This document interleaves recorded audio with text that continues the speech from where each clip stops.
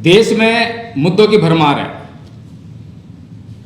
और चाहे ये बैलेट पेपर का मामला हो, चाहे निजी क्षेत्र में आरक्षण का मामला हो, ये सभी मामले जो हैं संविधान में प्रदत्त हमारे हक अधिकारों जुड़े हुए हैं। परम पूज्य बाबा साहब डॉक्टर भीमराव अंबेडकर से 25 नवंबर 1949 को संविधान सभा ने पूछा कि ये संविधान कैसा बना है। बड़ा अजीब सवाल था। बाबा साहब ने बड़ा अच्छा उत्तर दिया कि ये संविधान जैसे लोगों के हाथ में जाएगा, यानी कि जिस प्रकार की नीयत के लोगों के हाथ में जाएगा, ये संविधान वैसा ही काम करने लगेगा। बाबा साहेब ने उसी समय पर यह बात स्पष्ट कर दी थी कि दुनिया का चाहे कितना भी बुरा संविधान क्यों ना हो, अगर वो दुनिया के अच्छी मानसिकता के लोगों के हाथ में जाएगा तो वो सबसे बेहतरीन संविधान साबित होगा। और संविधान चाहे कितना भी अच्छा क्यों ना हो, अगर गलत मानसिकता के लोगों के हाथ में जाएगा तो वो अंततः सबसे बुरा संविधान ही साबित होगा।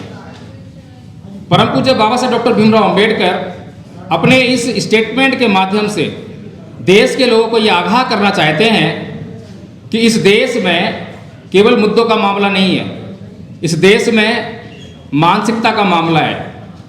इस देश के लोगों की अगर मानसिकता सही नहीं होगी, इस समाज का निर्माण अगर सभ्यता और नैतिकता के आधार पर नहीं होगा, तो ये समाज कभी भी अपने भीतर से सामाजिक ईमानदार नेताओं को पैदा नहीं कर सकता।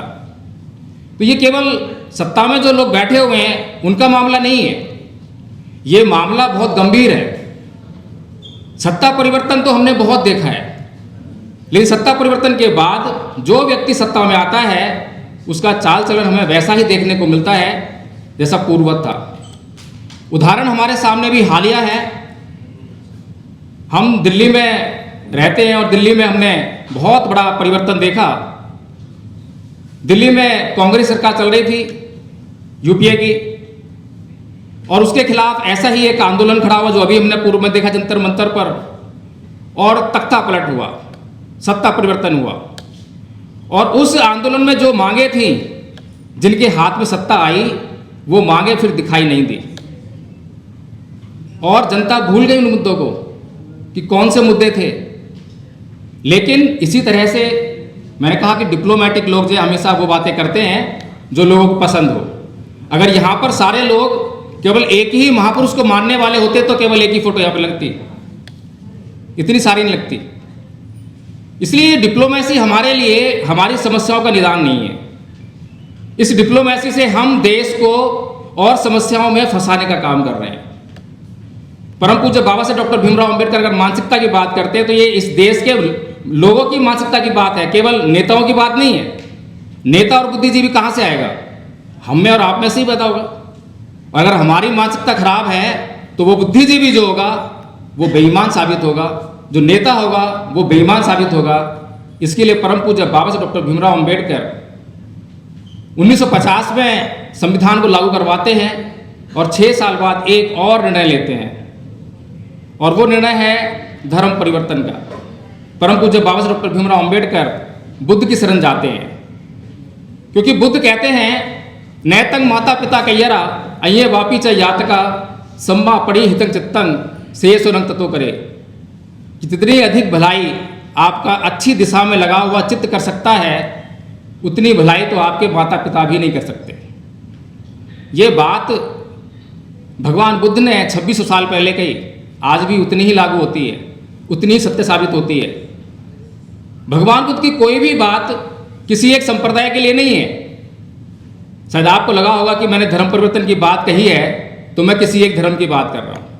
अब जो मैंने भगवान बुद्ध की बात कही है उसको जांच करके देख लीजिए कि कौन से धर्म का मामला है और कौन से धर्म का आदमी उससे इनकार करेगा, कौन से देश का आदमी उससे इनकार करेगा, किस काल परिस्थितियों में आदमी इनकार कर सकता है। सब पर समान रूप से लागू होती है।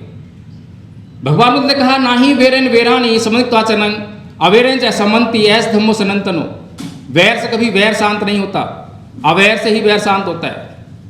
जांच करके देख लीजिए कौन से धर्म के आदमी को इससे इनकार होगा। तो ये धर्म का मामला नहीं है, ये इस देश इस दुनिया की मानसिकता का मामला है।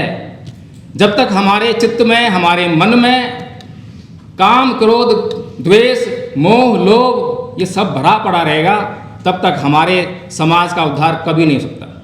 हम चाहे कितने भी आंदोलन कर लें। जब जंतर मंतर पर आंदोलन हो रहा था तब भी मैंने ये बात कही थी। मांग क्या थी कि शिक्षा मंत्री को इस्तीफा दो, अच्छी बात है, लेकिन शिक्षा मंत्री का इस्तीफा लेने के बाद क्या होगा? क्या जो शिक्षा मंत्री आएगा उसकी गारंटी है? नहीं है। कुल मिलाकर बात यह है कि इस देश में जो करना चाहिए वो हम पिछले 77 साल से नहीं कर रहे हैं, और जो नहीं करना चाहिए हर रोज हम वही करे जा रहे हैं। हमें हर रोज हर किसी को संतुष्ट करना पड़ रहा है।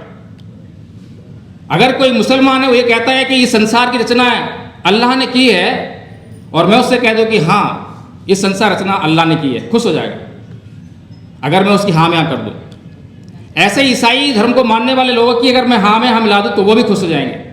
तो हमारी जो जिंदगी है वो तो केवल दूसरों को संतुष्ट करने में लगी हुई है। हमें क्या चाहिए, किस बात की जरूरत है, ईमानदारी है या नहीं है, बात सही है या गलत है, उससे हमें कोई लेना देना नहीं है। परम पूज्य बाबा साहब डॉक्टर भीमराव अंबेडकर पुनः पैक्ट करने के लिए मजबूर हुए, लेकिन क्या ये समाज आज भी ये समझ पाया? और बाबा साहेब के बाद मान्यवर साहेब कांसीराम जी चमचा युग लिखने के लिए मजबूर हुए, और ये दोनों ही बातें ये सिद्ध करती हैं कि समाज में कुछ बेईमान लोग हैं जो अपने ही समाज को बेचने से नहीं चूकते हैं, अपने ही समाज का अहित करने के लिए, अपने हित को पूरा करने के लिए अपने समाज का अहित करने से नहीं चूकते हैं। परम पूज्य बाबा साहब डॉक्टर भीमराव अम्बेडकर ने कहा था कि भाई जहां मेरे देश के हित और मेरे हितों के बीच में टकराव होगा तो मैं अपने देश के हितों को सर्वोपरि रखूंगा, लेकिन जहां पर मेरे देश के हित और मेरे समाज के हितों के बीच में टकराव होगा तो मैं अपने समाज के हितों को सबसे ऊपर रखूंगा। परम पूज्य बाबा साहब डॉक्टर भीमराव अंबेडकर ने कभी डिप्लोमेटिक बातें नहीं करी, कभी इसलिए बातें नहीं करी कि सामने जो भीड़ खड़ी है, जो सुनने के लिए आई है, उसको क्या पसंद है। आजकल तो हमारे नेता लोग जो हैं वही बात कहेंगे जो तुमको पसंद हो, अगर तुम दिन को रात कहोगे तो रात कहेंगे। तो ये वाला मामला देश में चल रहा है, और हम कोशिश कर रहे हैं कि ईवीएम हट जाए, मांग कर रहे हैं कि ईवीएम हटाओ, फिर आरक्षण लागू करो। किससे मांग कर रहे हैं? वो ऐसी मांग लगती है मुझे देखने में जैसे कि भूखे शेर के सामने हम खड़े हैं और हम हाथ जोड़ के उससे विनती कर रहे हैं कि महाराज मुझे मत खाना, मेरा भी जीने का अधिकार है, मुझे जीने दो। बताइए कोई पॉसिबिलिटी लगती है? जिन लोगों की मानसिकता इस प्रकार की दूषित हो, जो संविधान को ही नष्ट कर देना चाहते हो, वो आपको क्या अधिकार देंगे? इसके लिए तो आपको जो है आपके समाज का निर्माण करना पड़ेगा, आपको अपने समाज को एक विचारधारा के तहत संगठित करना पड़ेगा, परम पूज्य बाबा साहेब को आदर्श मानना पड़ेगा, और परम पूज्य बाबा साहेब डॉक्टर भीमराव अंबेडकर की हर वो बात जो इस समाज के हक अधिकार को सुनिश्चित करने के लिए कही गई है, जो इसके हित के लिए कही गई है, वो उनकी विचारधारा है।